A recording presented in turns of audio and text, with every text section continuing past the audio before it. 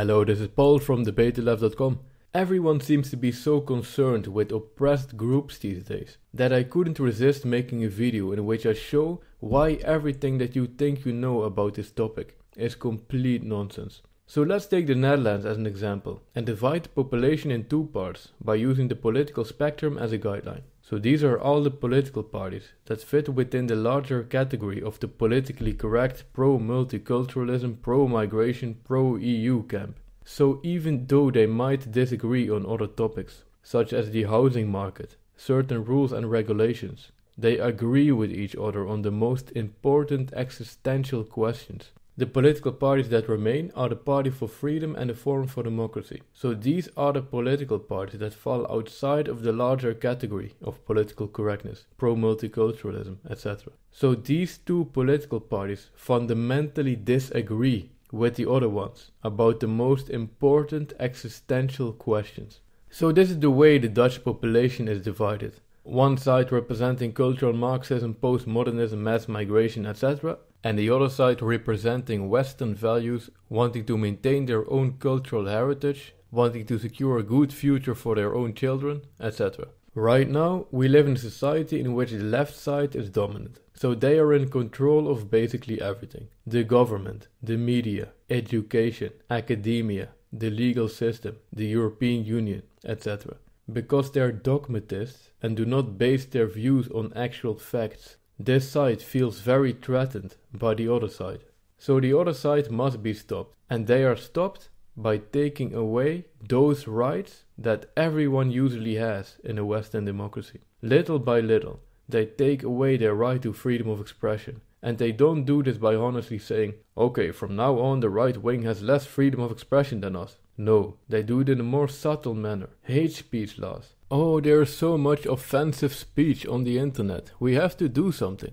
So if I make a video about rainbows and unicorns, there is no problem. But if I make a video in which I elaborate why a certain individual who is now the mayor of a Dutch city is an Islamist, the video gets removed and I get a 2 weeks ban because of my quote-unquote hate speech. I attach the link to the video on minds.com in the description below, so you can determine for yourself if the video really is hate speech. Let me know what you think. So the freedom of expression gets slowly taken away from this group. What also gets taken away very slowly is the right to participate in a Western democracy and to freely express your political opinion without getting dehumanized. In the Netherlands, you can vote for any party and tell the world. But don't you dare voting for Geert Wilders, because then you are an outcast, a subhuman, and you can lose your job. In addition, the vote itself doesn't get respected.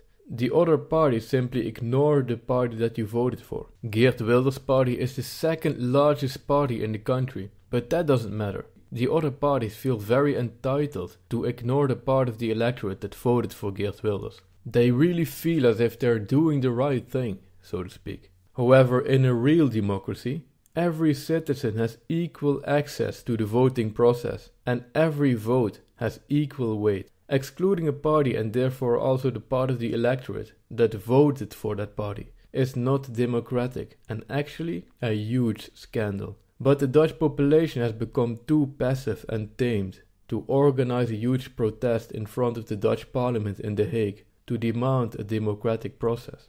En het CDA en de VVD hebben de deur naar een kabinet met de PVV opnieuw hard dichtgegooid. En hun arrogante smoesjes, want dat zijn het, om niet met de PVV te gaan praten, staan nu zelfs op papier. Voorzitter, ik zei het al, dit hele circus heeft niets met democratie te maken. De tweede partij van Nederland, die als eerste zou moeten worden uitgenodigd aan die onderhandelingstafel. Many people think that so-called minorities are the most oppressed groups in the country. Minorities, such as immigrants and members of Islam. However, this group gets pampered, like no other group living in the West has ever been pampered. They get things for free and can get away with things that the native population wouldn't be able to get away with. And they constantly get protected from criticism by a shield of moral outrage and so-called hate speech laws. Millions of euros are spent to help these minorities get a job more easily by actively promoting so-called diversity, The idea that this group gets oppressed is simply ridiculous. So let's say we have three groups: the PC theocrats, the minorities, and the group that wants to maintain their own country and culture, to pass it on to their children. Let's call them patriots. So which group gets oppressed the most? The PC theocrats? No, of course not. They're in charge of everything. The minorities? No, absolutely not. On the contrary, they are even given special treatment. The patriots? Exactly. This is the group that gets constantly demonized and dehumanized. Racists, bigots, neo-Nazis. There's no other group that gets oppressed like the patriots. We even get the freedom of expression taken away from us, bit by bit, and our right to participate in the democracy as fully respected individuals.